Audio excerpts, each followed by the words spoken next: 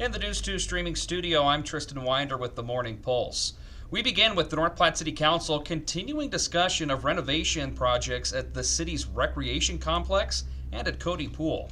In 2022, voters within the city of North Platte elected to enact a tax to fund long-desired updates at the North Platte Recreation Center, along with decades-old Cody Pool.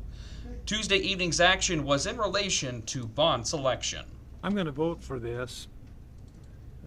As probably most everybody knows, I wasn't in favor of the way the project is, the dollars being spent. But the voters spoke, and I'm going to vote in favor of the bond. I still have great concerns about the payment of the bond over time.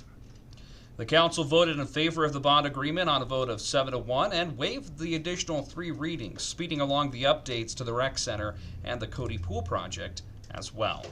In state news this morning, the Hastings Walmart had to be evacuated yesterday after a gas leak. The store was emptied out for about an hour and a half after a gas line inside the building had ruptured. A Hastings utility tech was sent to the store around 2 Central and then shut off the gas. Customers and staff went back inside at about 3:30 after the building had been safely ventilated. A city spokesman said that the gas line inside the building will need to be repaired. There were no immediate reports of injuries and no additional threats to patrons. In other retail news today, Walgreens announcing this week that it's closing about 1,200 locations, including 500 over the next year. A few months ago, the financially struggling drug chain announced that it's shutting down underperforming locations. Back in June, it said that 300 were closing, but that number has increased. It's unclear if any of the stores in Nebraska will be impacted.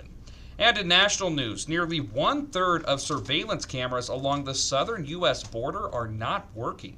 According to an International Border Patrol memo, the outages mean that border agents lose a crucial tool in combating illegal migrant crossings. It affects roughly 150 of the 500 cameras along the border.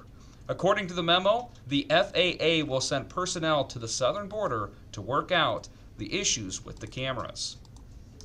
Time to get a check of the 7-day forecast. Temperatures in the upper 60s today. Wow, so a little bit chilly still here on your Wednesday, but tomorrow brings warm temperatures in the low 80s. But we do have fire concerns today and tomorrow, but hopefully we'll have some of those relieved when we roll into Friday with a strong chance of moisture and cooler temperatures with chances of moisture sticking around for the weekend and early portions of the next work week.